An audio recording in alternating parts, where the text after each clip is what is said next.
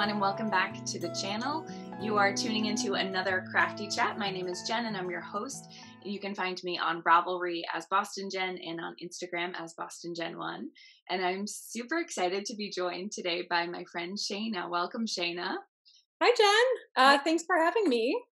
I'm Shana, also known as Shana Lines Designs on Instagram and Shana Lines on Ravelry. Awesome. And just a reminder to everyone, if you're new around here, we will leave links to Shana's social media and everything that we're going to talk about today down below. So check that out. And if we miss anything, don't hesitate to reach out to me and I'll hook you up with all the details. So I usually start these crafty chats by talking about how we know each other in case people are curious about that. And I also have the world's worst memory. So it's always fun to talk about what we each remember about how this stuff all comes about. So I remember hearing about you from my friend Emily, who lives in Colorado and who has been on one of these crafty chats before. And she always talked about how much fun she had with Shana. And Shana's so clever. And Shana has all these cool knitting designs and all of this fun stuff. And I was like, dude, why don't I get to hang out with Shana? Well, I don't live in Colorado, so didn't have much opportunity for that. So my memory says that the only time we met in person was once at Rhinebeck. That's correct. Yeah. Yeah. I only attended that one time. I hope to make it back again, but that was 2018. And I remember meeting you on the hill, as they say, right? Yeah. But I've been listening to you for a very long time. I don't remember what year you started your audio. I started in like March of 2012. Okay. So that is literally 1 month after I left Boston. So funny. Right. So, I used to live in the Boston area, for about a decade, I guess, between Boston and Providence. And we moved to Colorado. I live in a suburb of Denver. We moved here in February of 2012. My son was born in May of 2012. So we moved when I was 6 months pregnant, which, now that I talk about it, it sounds like a terrible idea. But at the time we were like, whatever, this is fine. And so I had a period of time that I was just knitting and I didn't actually have friends. I didn't have a lot of friends here. I didn't know a lot of people. I wasn't working outside the home. And I remember just kind of connecting to podcasts as a way to listen. And I remember thinking, oh, why didn't we meet when I lived in the Boston area? Yeah. And so Emily, who you mentioned, I don't remember what year she started her podcast, but I remember starting to listen to her and thinking, oh, she lives in my state. We actually were just messaging this morning that we met in person. I think Emily said it was 6 years ago. We met in person at Interweave Yarn Fest. Okay. So I had reached out to her. She had shared on her podcast that she was going, and I was like, I'll come and meet you. Right. And so we met then, and we live about an hour and 15 minutes apart. And so that was pretty cool too. So I think you and I have a bunch of friends in common just through we definitely other circles. Yeah, which is cool. Yeah. And it was one of those things where I had heard stories about you. I had seen your posts on Instagram and stuff like that. So you do kind of feel like you know someone through the internet, even though we hadn't met before. So I thought that we had only met once, but I was like, geez, maybe it's more than that. And I'm just mashing all of the internet stuff and the real life stuff into it. It's a little blurry. It is. And I think especially in the past year of so much of seeing people on screens, I kind of have these moments of oh yeah, we've hung out before with whomever. And then I'll think we've actually never met in person. We just, we're just in this group that Zooms together, whatever it is. Yeah. Well, it's I so intimately know your living room if that's where I see you every Tuesday. That's right. Yeah. But I haven't actually been there. Yeah. Right. Yeah. Crazy. Well, one of the things that I always enjoy when I'm talking to you, and actually speaking of virtual events, you were part of our, was it Pigskin Party or Splash Pad Party last year? We did virtual. I was in the Pigskin Party. Yeah.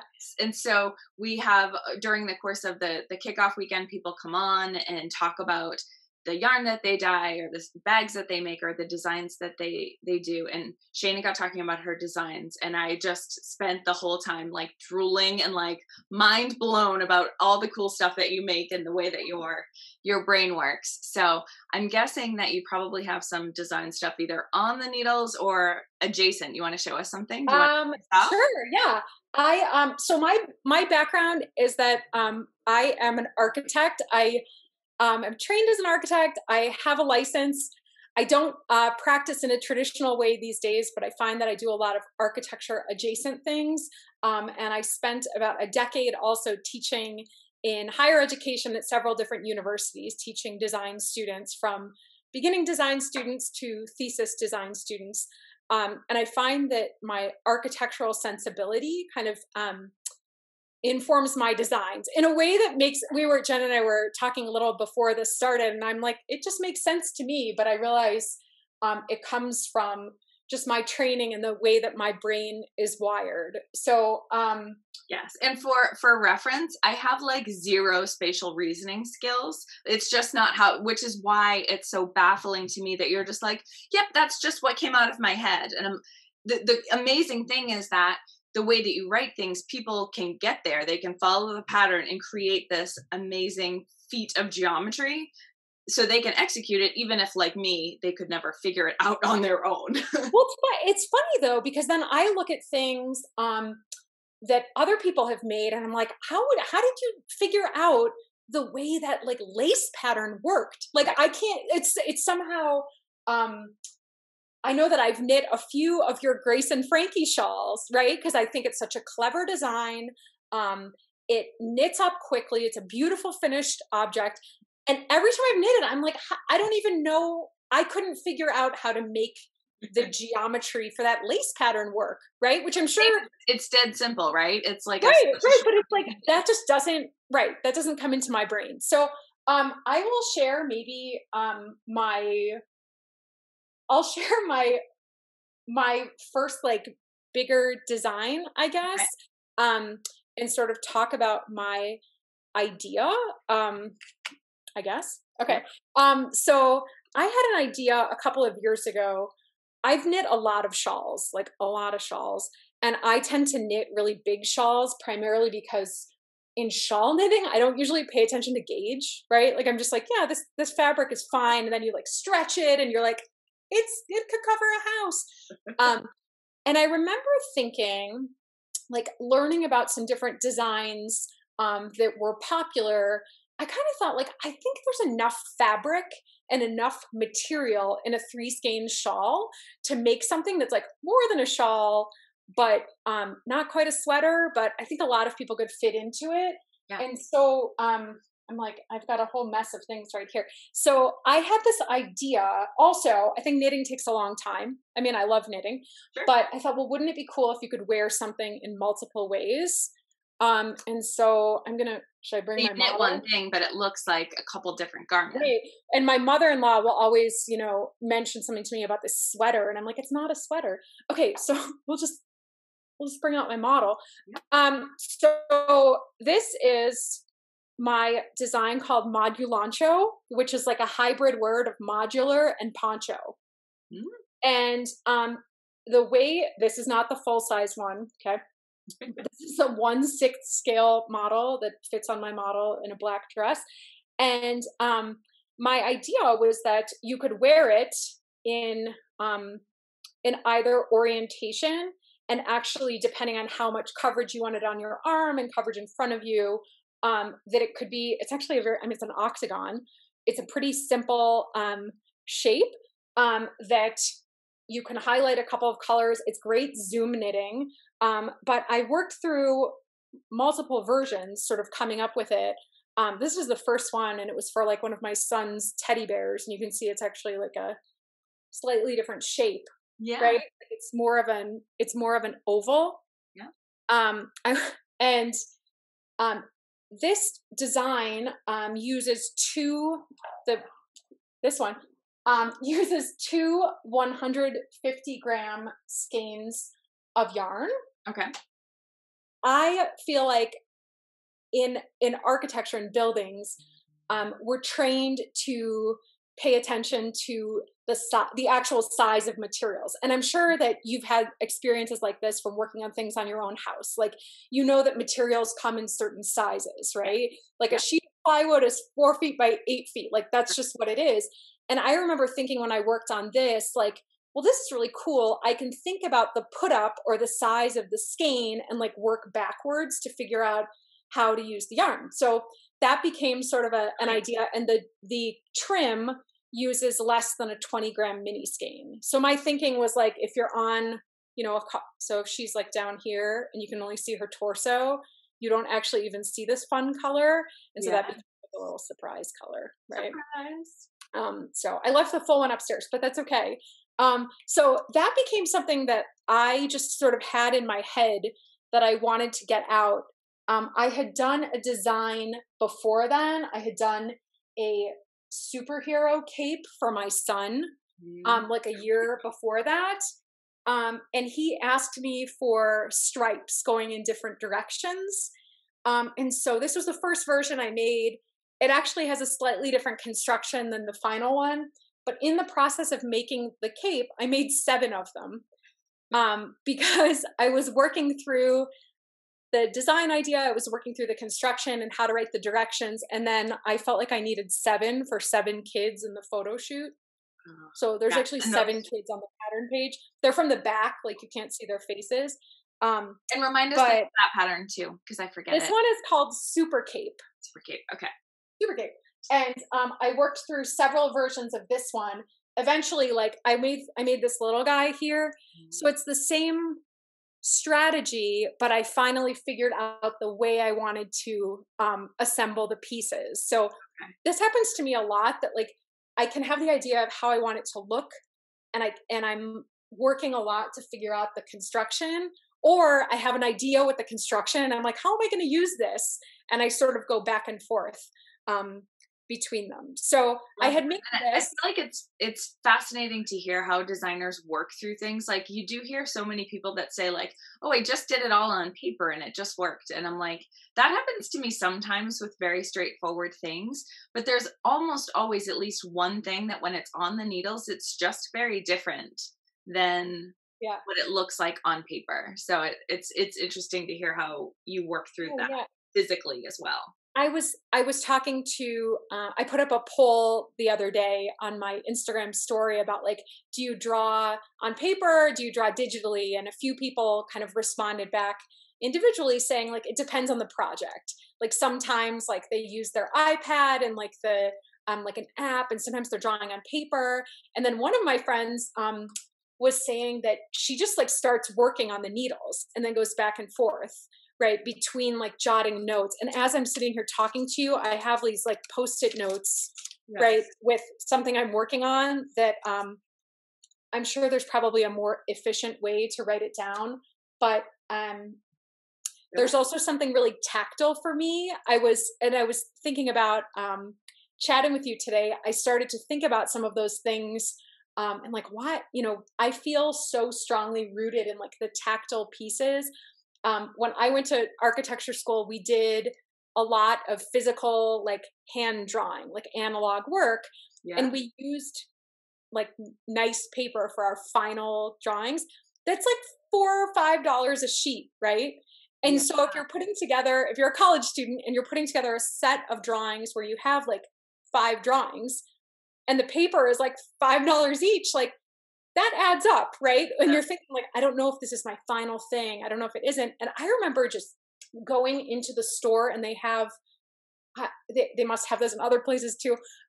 You can like feel the samples of the paper in your hand. And I was thinking like, gosh, that's actually, I didn't realize it until I was thinking about it just this past week, how similar that the thread is to yarn, and like finding like the right fabric. And sometimes you knit something and you're like, that does not look right in cables. You're like, oh, but it really sings in lace or whatever it is. Sure. And so for me, the paper, I was always the one who would like buy extra pieces of paper just to like feel them in my hand. Like some of them are smooth and some of them are thick and some are thin, and like depending on if you're planning to like overlay watercolor or like really dark lines or whatever it is, like the different papers have different needs, I guess. Yeah. So that makes a difference. I don't even know why I started talking about that, but I led you there. Don't worry. Okay, cool. So I realized that like there's something to me about making and like the process of the materials that oh right, we were talking about like coming up with a design, writing it down. Like the capes. Yeah. Yeah, and like I've had certain things that I've kind of seen it and then I've tried to make it and I'm like, it's just the wrong yarn. Like, or it's the wrong shape, or it's the wrong something. Like it isn't quite right. Like it isn't quite aligning. That happens to me a lot. Yeah. I'll envision something with fingering and it just needs to be DK or something like that. Well, so I have a hat that I thought was going to be a DK weight hat.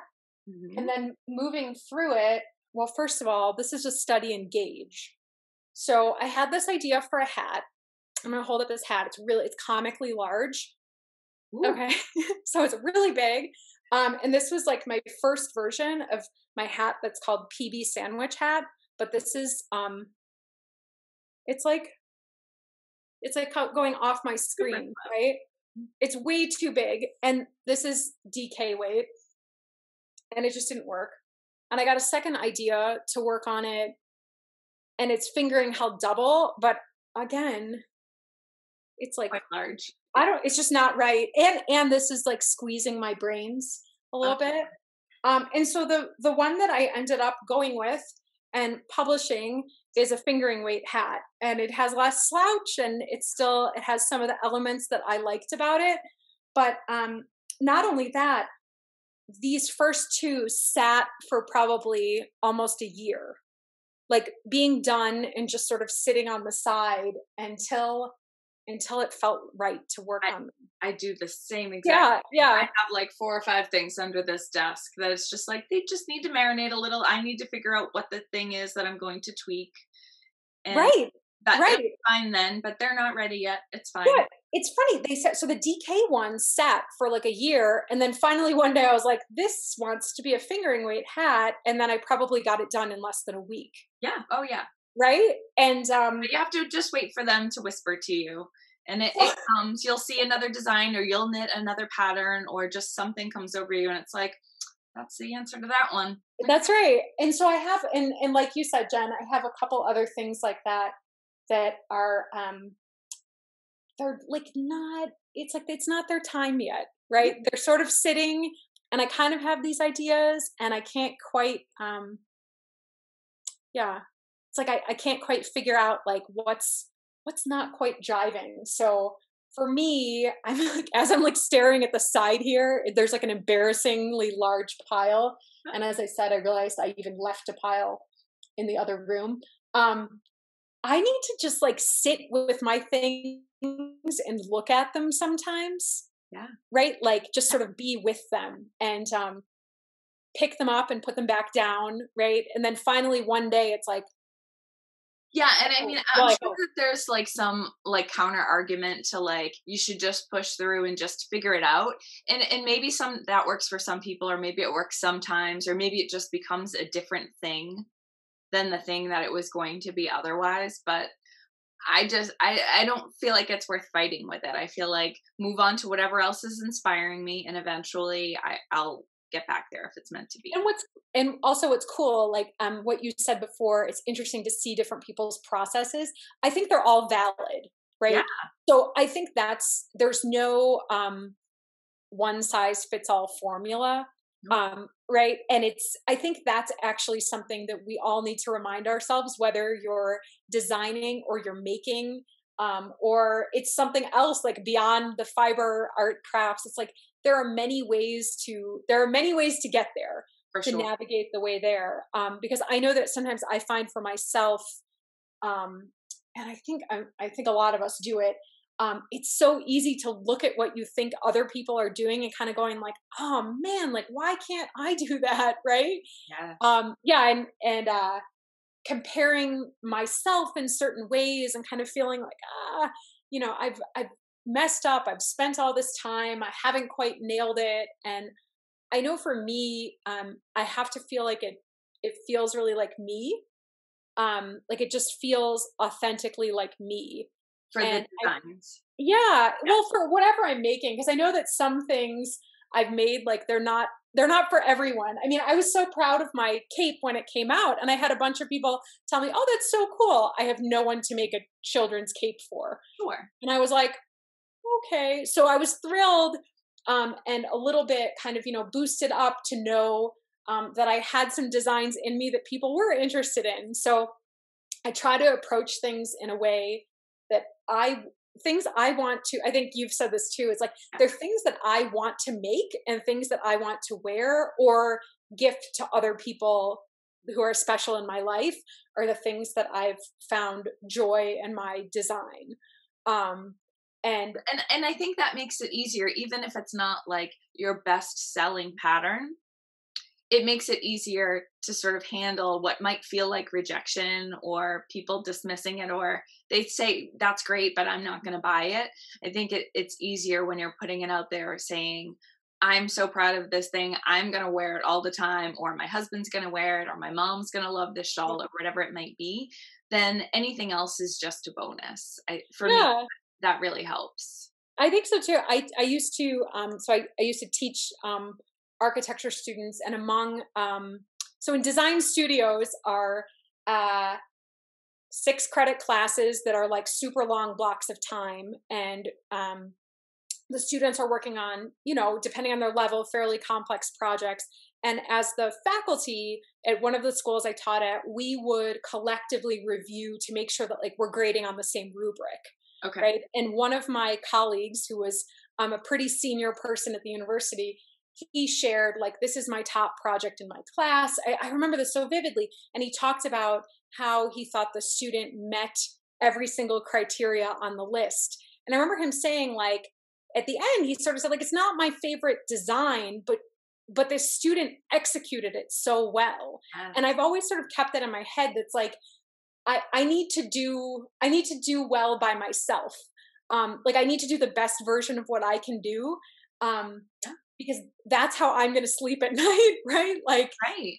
Yeah. And it gives you the confidence, I think, to keep going too, because it probably will be better received by people. If you are just like, I made this thing, I invented this idea, you're going to sell that better than just like, well, this happened. So do you want to buy some? Like, you want to buy that? Like, it's just not going to go as well because it's not going to be natural. The designs I'm passionate about, I'm super psyched to show people. Yeah. And usually they do sell better. Yeah. And I was going to make a second point and now I've completely lost it. Yep, it's gone. But I think it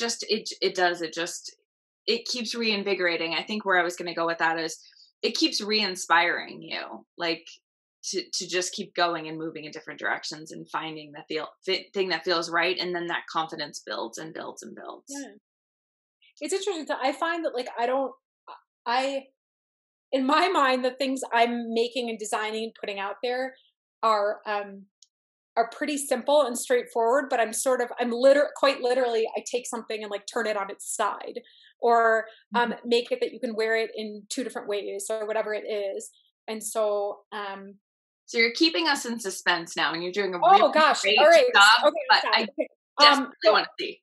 Okay, so I have a hat pattern that is done with testing. I have one more little tweak to make on the pattern, and it will be releasing this coming week.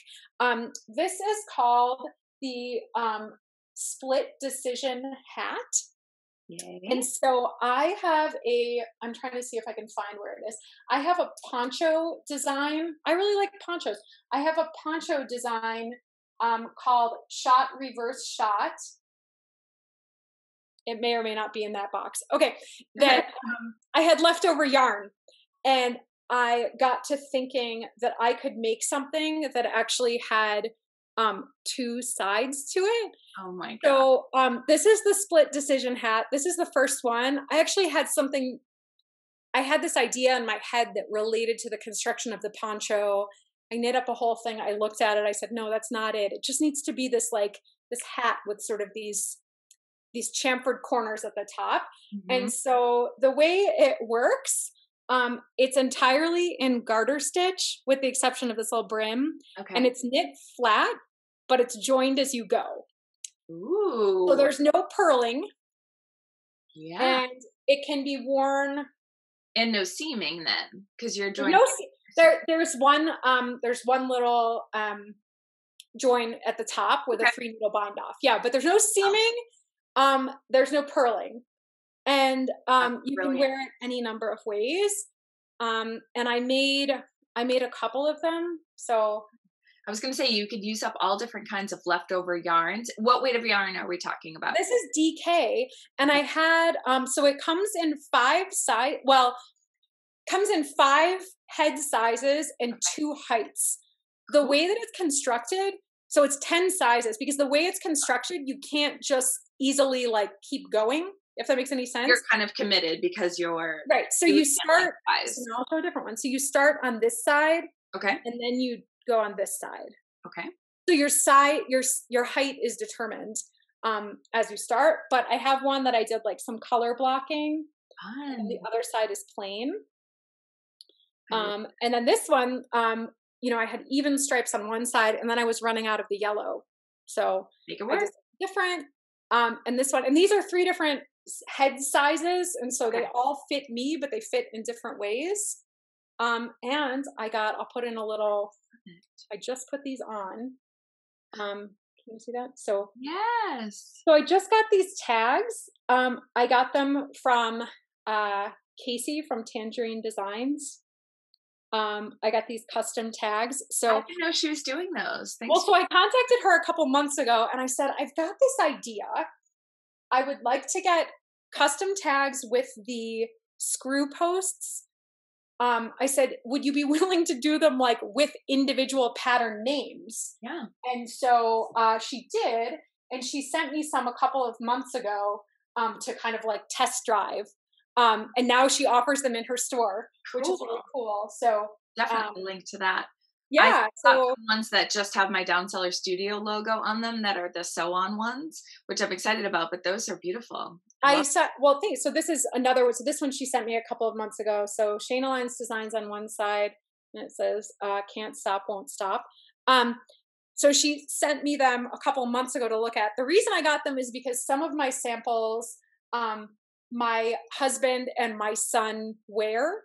Yes. And they will not want the labels on them. Sure. When they're wearing them. And I thought, well, I'd like to be able to have them when I visit with people in person to be able to show them, but be able to take them off and have them removable. So clever. They're super cool. I'm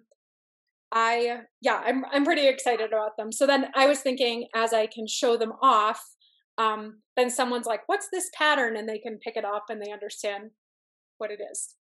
Brilliant. I will probably say this 4 more times on this video, but I just love the way your brain works. I love it. I love it. And that hat is so fun. I think I'm friends with a few of your test knitters, so I've been seeing it pop up on my Instagram feed, and I've been very intrigued.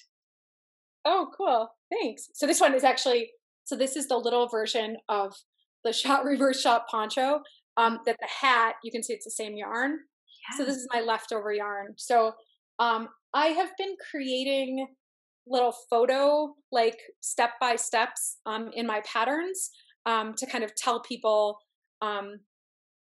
what their piece should look like when they're doing a certain step. Because I've gotten kind of like obsessed with this sort of joining. So the back of this looks like this. And so again, this is no seaming. It's join as you go. It's all garter stitch. And so that was the wrong side you were showing us? This is the wrong side. Yep, that's the wrong side of the piece. Still looks fantastic. And so, so thank you. And so I thought of that. So this piece that I showed a little hint of, I got really obsessed with that kind of technique. And so both sides are so I switched where the striping changes, if you can see. Yeah. And then if you flip the other side, the striping is actually, so the striping flip-flops its dominance. Right. So that whether or not you like that seam line or not, you can show that. So cool. I love it. So what are you working on? Speaking of hats, I just finished knitting. I do the same thing of knitting the thing several times before it's done, most of the time.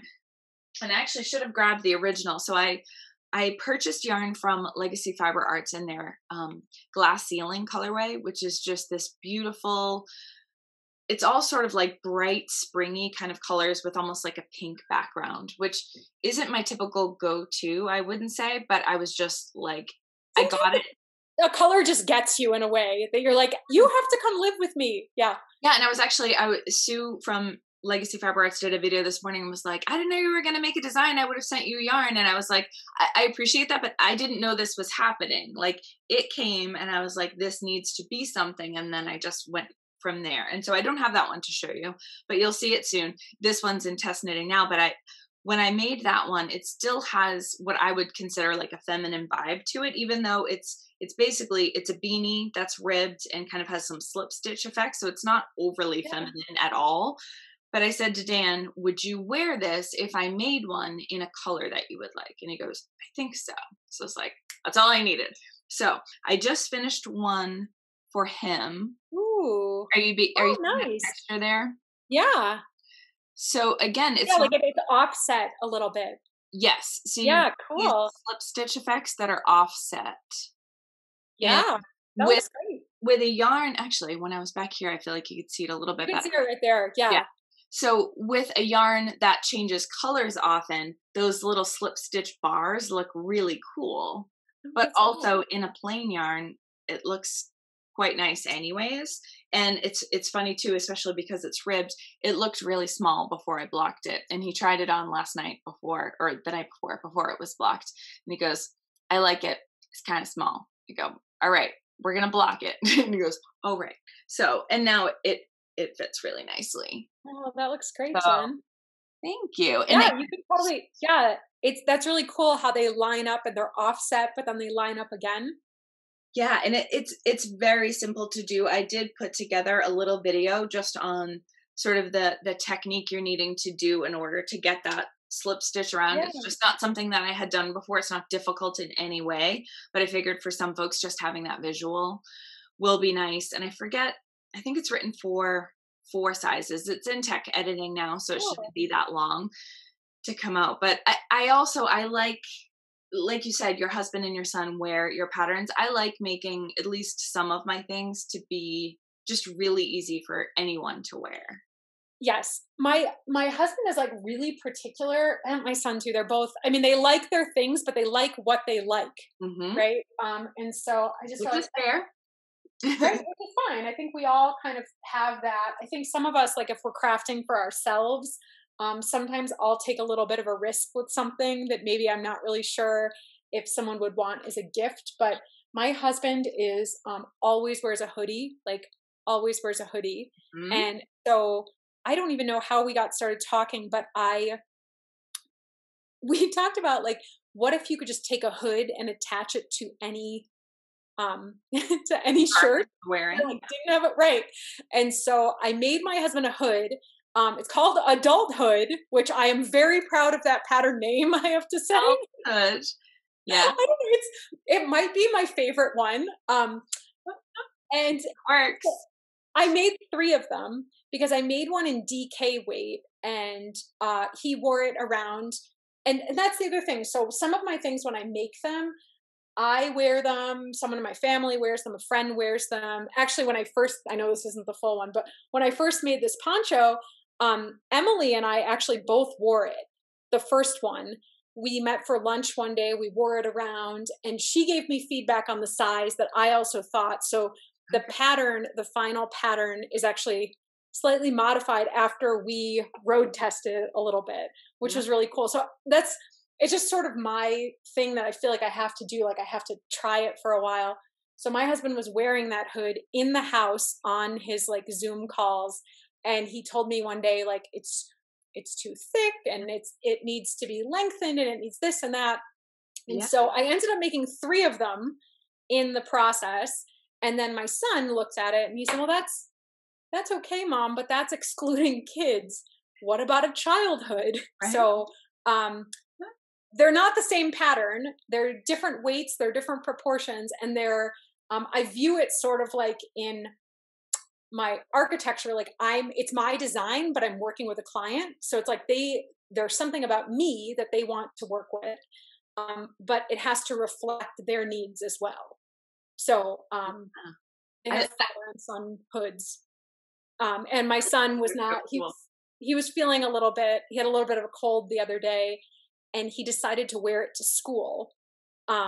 Because you can sort of flip it down and it still acts like a cowl. Mm-hmm. And he was like, these hoods, which I don't know, he cracks me up. He said, my teacher will let me wear this hood because it's not attached to the shirt.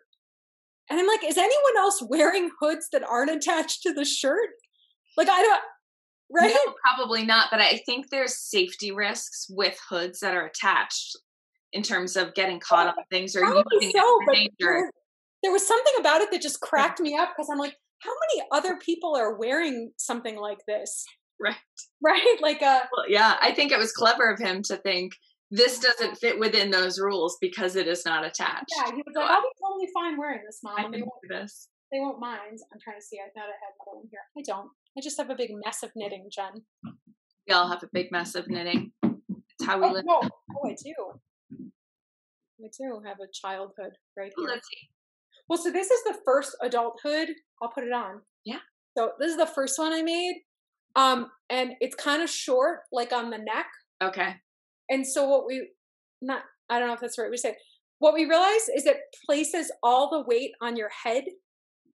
Oh, interesting. Right. And so when you take it down, it actually feels okay right here. But the final version, which I don't have because my husband wears it every day, is actually longer right here. So it sits on your shoulders. Interesting. Okay. And it's thinner. So this is thicker. But then the kids one is going to look funny on me, but I'll do it. The kids one is is smaller, right? Yes. So it's a thicker, this one's worsted weight. Okay. So my intention here was that it actually, the final adult one is in fingering weight, which my husband says is more of an indoor hood. Okay. And this is more of an outdoor hood, but it's a thicker fabric. And so I figure kids are sometimes a little more sensitive to the wind. Right. So. Yeah. But I made 2 of the kids ones too because. Gotta run the system on the needles. That's how it works. I don't know. Yeah. Yay. I love that. I know it's funny, like the things that a lot of the things that I took into consideration when I started designing hats was feedback from Dan, because a lot of the patterns that I was finding anyways, and I feel like this has changed at least a little bit, but a lot of the patterns, you'd see them on people and you could still see most of their ear. And I'm like, I don't know about where you live, but it's cold here. Like the reason I'm wearing the hat is that the ears are cold. I am with you 100%. My husband actually used to intentionally wear hats like that.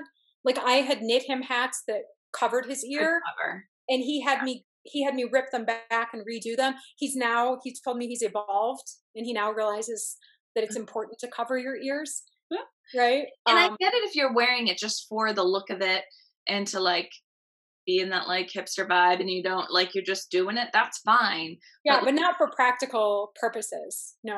No, and I think a lot of what we're doing as knitters are at least somewhat practical, at least when it comes to hats. So I always write my hats so that they're at least like 7.5, 8 inches long.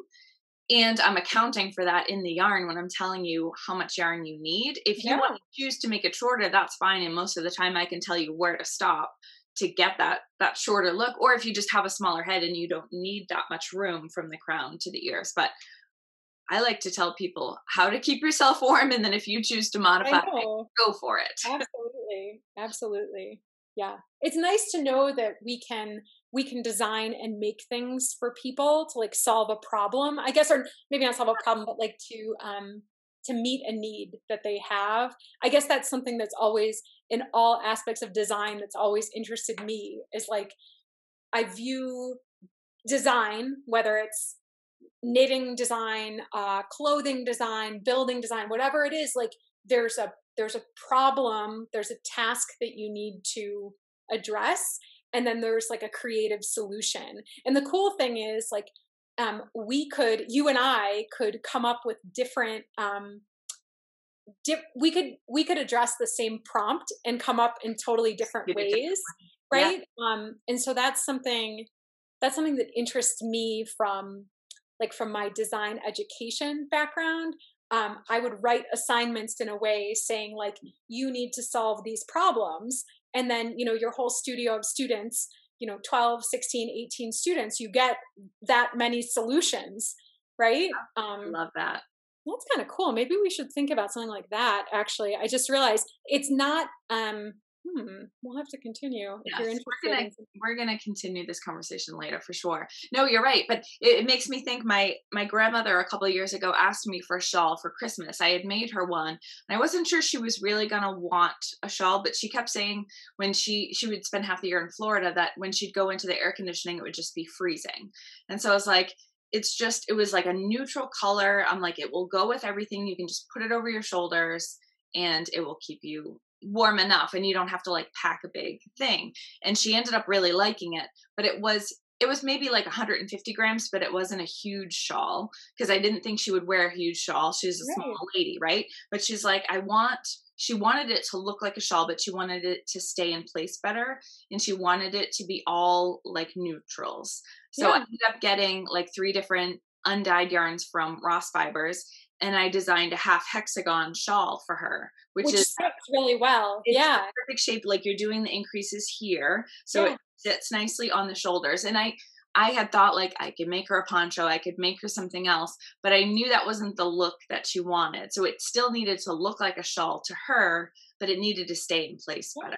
And that became my Jean Marie Shawl. That's awesome. That's like, so to me, that is like the best thing about coming up with a design is creating, finding that problem, that need, and then being able to creatively like attack it with a solution, right? Because the cool thing about that is the shawl that you design fits within your language, your brand, and it fits your grandmother's needs too. Right? Like that's the coolest thing to me, that it's like when we can make things that they feel like us, but then they serve others in a way, right? Like, I just think that's the coolest thing. Yeah, I think that's the coolest thing. Yeah. All right. Show me something else. I need to see more before we wrap it up. What else do you show me? Should I show you the thing that I showed you before? Please. Okay. I need to see more of that. Yes. Okay, so talk for a minute. Okay. So actually what I will do while you're talking is we'll do something totally different. And I just finished this little baby Yoda for my niece Ayla, who's coming for her birthday tomorrow. And actually, if you guys are hearing the crazy noise from above, my niece Hattie is upstairs. She's 3 years old, and she found this thing in my basket to show Shana and was like, "Is that baby Yoda? Who is it for?" So cute. Yeah. So she wanted to come down and record. Her mom said that she couldn't because this is my job. But she wanted to come down and show Shana Yoda herself. That is adorable. That will be super loved. Yeah. I know you crochet all these toys for nieces and nephews. I have attempted to learn to crochet, and I've talked to a few people. I probably should attempt to learn again because it did not go well for me. And I just sort of thought, whatever. So I have knit some toys for my son now and again. And sometimes it's fun and sometimes. Yeah, I love the look of knitted toys, but it's too frustrating for me to do it. And to me, it's not worth it. Like, I like to be putting good energy into the things I'm giving to people, whether that's like a real thing and they feel it or not. I don't really care. But if I'm like, this damn stitch like that, I don't want to be putting that out there for them. And so if I can enjoy the process and you want to snuggle the thing, then that's what we need to do. Yeah. Thank you. All right. Okay. Tell us all about this. All right. So I'm going to show you this. So this is, see, now that I'm sharing it, I need to like just move it along, right? So this is my design. I keep calling it like a top or a shirt or something, because it's, I don't know. Call it a top. A top. I keep calling it a top. That's actually what I'm calling it. So, the name of this is going to be Recalibrate. That's the name of it. And so, this is designed in a modular way. It is a pretty loose gauge. It's garter stitch, surprise. That's kind of my thing.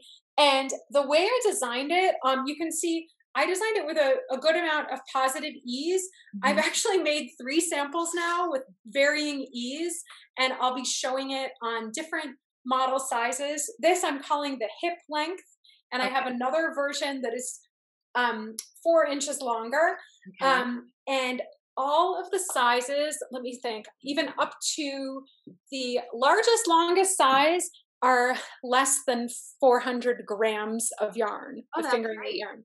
Yeah, so not too heavy and still affordable. Is it fingering weight yarn? It's fingering weight. It's a pretty loose gauge. It's 17 stitches over 4 inches. Okay. And then it has a different, I can turn around and show you. So it has a different neckline. It has a slightly different neckline and a different color, so you can turn it around. But I'm pretty excited about this one. I've been sort of sharing little bits and pieces of it with people, and I'm calling it Recalibrate because I have sizes. I technically have 18 sizes because I have 9 circumferences, and then each one is offered in 2 lengths. Okay. Based on the construction, you actually have to sort of decide at the beginning what your length is. But for example, like I suggest a length for the hem. If you, Jen, were making it and you wanted a thinner hem, you can actually tweak that. Or if you've gotten to the end and thought, nah, I really wish it was longer, you can tweak it. The sleeve, it kind of acts like a drop sleeve. Yeah. And so technically that's the only part of the sleeve. Oh my goodness. But if you wanted that part longer, you could continue, even though I tell you where to do it. So it's built in a way that I hope is fun and easy to follow. Oh, and any of the details. So this, the side, it's in this, they can be done in they can be done in a 20-gram mini or less. Oh my goodness. So I got a sneak preview of this. Obviously, you already mentioned that before we started recording, and I'm pretty sure I need to test knit this. So now I'm already looking at the yarn over there and thinking about. Awesome. And I hope it's a way. So I used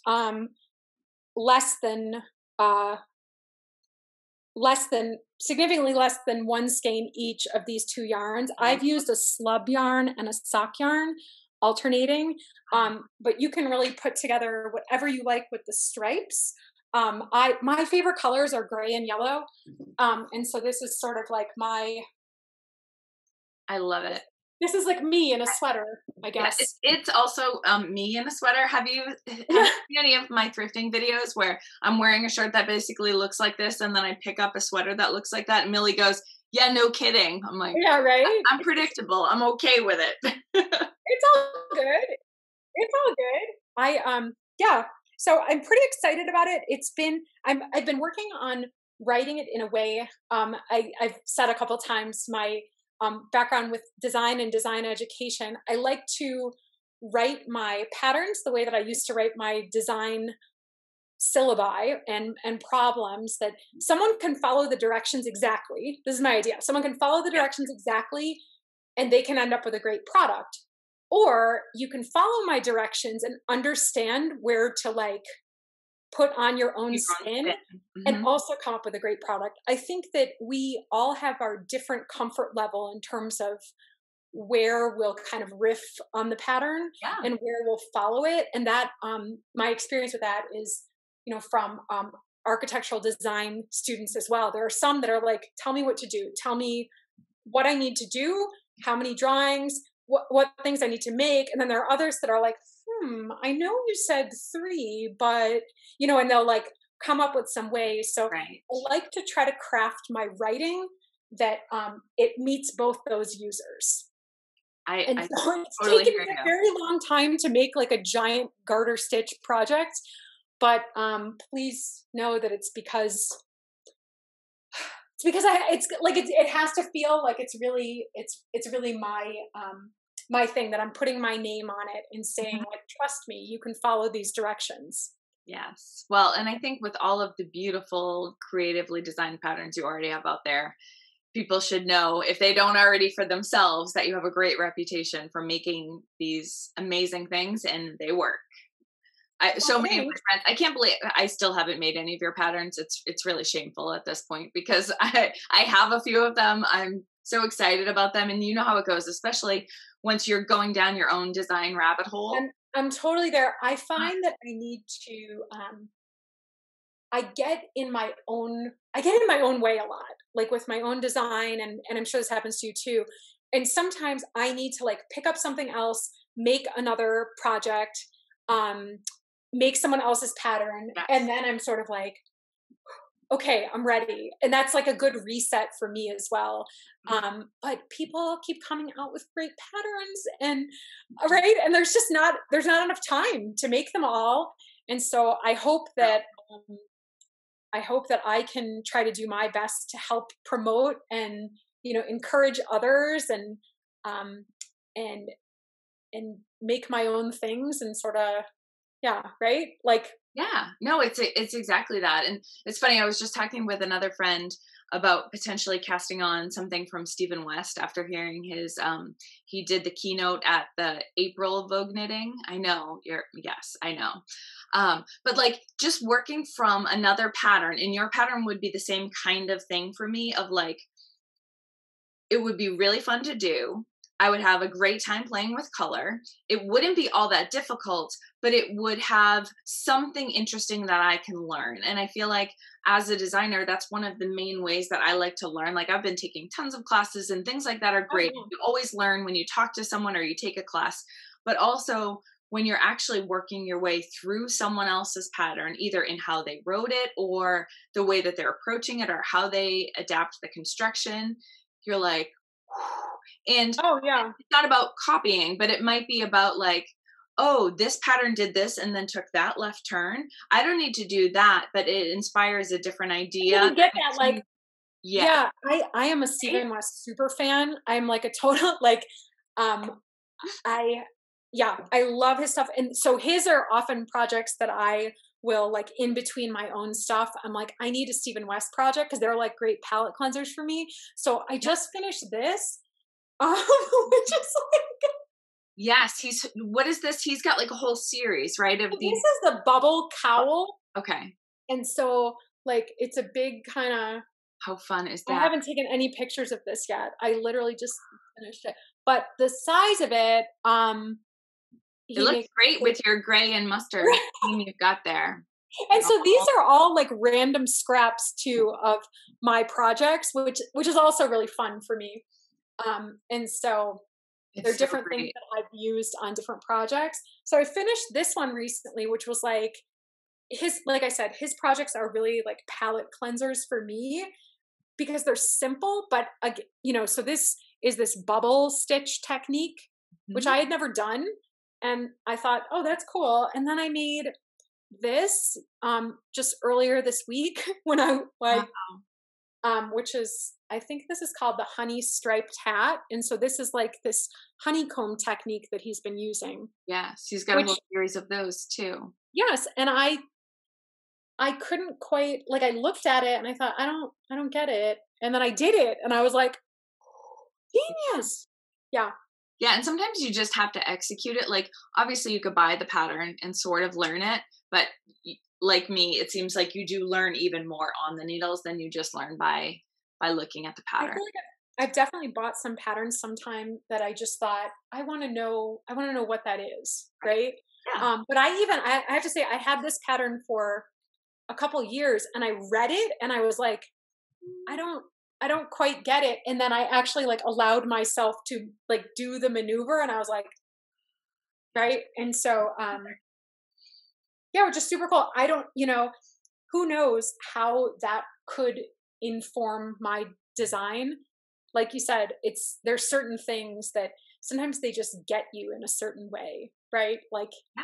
it's not that And you may not know when it comes out off your own needles. You may not even really remember that it connected to that specific thing, but it's all of that inspiration sort of culminates in whatever way it comes out. Right. And I mentioned to you before we hit record here, like in thinking about talking to you today, I even went through and like got a whole bunch of notes for myself, and then I thought, oh, I never realized that connected to that until I like made this very long list for myself, and then I realized, oh, that's actually kind of cool. You know, the ways that like threads kind of come together. So yes. So what's really interesting, and I love that this Crafty chat is a lot different than some of the other ones that I've done with people, because I just love it. Anyways, it doesn't need an explanation. Like, I think that the theory behind some of this stuff is fascinating, and it's worth discussing. And it's funny that this comes up. It's like you hear what you need when you're ready to hear it, or when you can retain it or use it. But I was listening to a podcast this week, and I will link it below because I'm going to forget. I think the podcast is The Feel Good Effect, but the guest that was being interviewed was, I think her name is Morgan Harper Nichols. You know her? I do. I didn't listen to the podcast, but okay. I know her because I think I follow her on Instagram. Yeah. So her Instagram feed is gorgeous. I'm thoroughly inspired by it. But on this podcast, she was talking about, and I'm sure this isn't a new concept, and it's maybe not even a new concept to her, but she was talking about how the actual word inspiration or inspire literally means to breathe, right? So, inspiration versus expiration is, so we're inspired means we're inhaling, right? So we are all the time inhaling these creative things, right? Like the fumes, the excitement, the energy, the technique, the stitch, the color, whatever it is, meeting the need, all of those things are things we're inhaling all of the time. And we don't always know when we will exhale them and in what form they will take when you exhale them, right? I've been thinking about it all week, and I feel like I've been thinking about it so much it's actually not even coming out all that clearly here. But the actual word has that meaning, and that metaphorically it all just works so well. So I feel like this whole conversation is actually that same expression of, we inhale all of this creativity. Yeah, that's beautiful. And exhale it in these different forms, right? That's beautiful.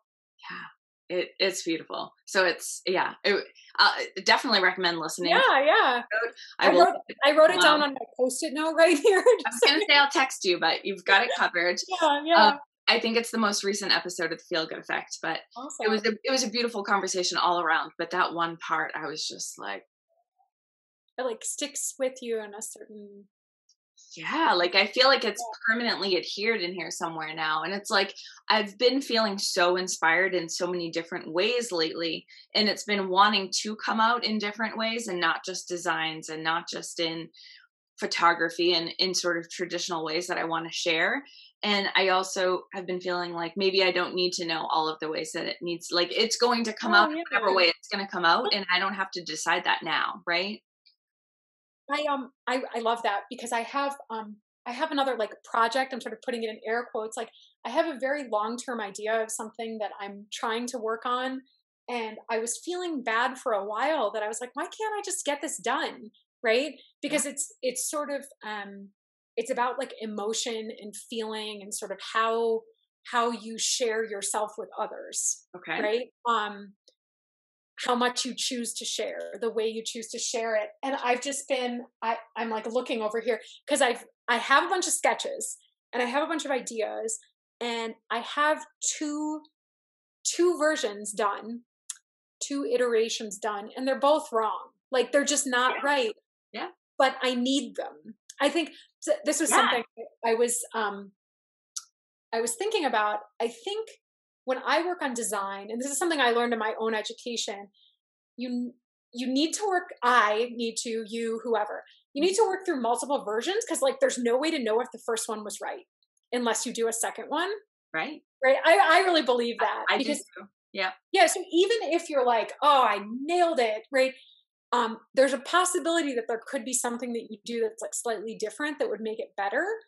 Maybe you do the second version and it's like, oh no, that wasn't good. The first one was the best one, but it's like without the point of comparison. That's something that I learned as a design educator. That's like, you need that point of comparison. So I'm even looking at these pieces, and I've shared them with 2 people so far, both in person, and they both like held them in their hands. And one of them had there's something about the first I'm being very abstract here because it's still kind of just weird, but they both had the same reaction that like there's an element of the first version that's stronger than the second version, but it's still wrong. Like they're both wrong. Like, okay. And these 2 people I showed them individually, and neither one of them told me they were wrong. They didn't use those words. Sure. Right? But it's so interesting because it's like sometimes you just can't quite put your finger on it. It's like finding, clothes or like food or whatever it is. Sometimes you're like, I don't even know why I like it or why I don't like it. But I'm taking that challenge as this like longer term thing. And, I'm in one space in my house, but I tend to sort of like move around and find different zones. And I kind of have this, like, I'm like looking at it and I kind of have this like pile of things that they just sort of move with me. Right. And sometimes like I'm not, I could go a month without looking at something, but, just knowing it's like in my creative space is somehow in that sphere. Yeah. And you're going to keep inhaling different creativity. Yeah. I love that. I'm going to have to listen to that. Yes. It's so good. It's so good.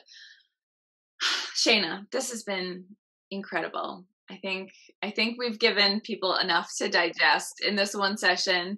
If you are game for it, I would love to have you back anytime you want to talk and design and creativity and all of this. It's been such a blast. I'm so excited about your new patterns. I really think we should do a project together. I'm serious. So yes, I have kind of a. You know where to find me, my friend. I'm very excited about this. Thanks for having me, Jen.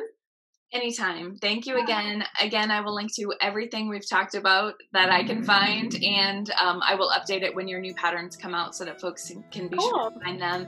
And if you guys have any other questions for us or things you want us to talk about in the future, obviously feel free to comment down below. Let us know what you like and see what we can do about it. That's going to do it for today. Thank you for watching. Thanks, Shana. Thank you. Bye-bye.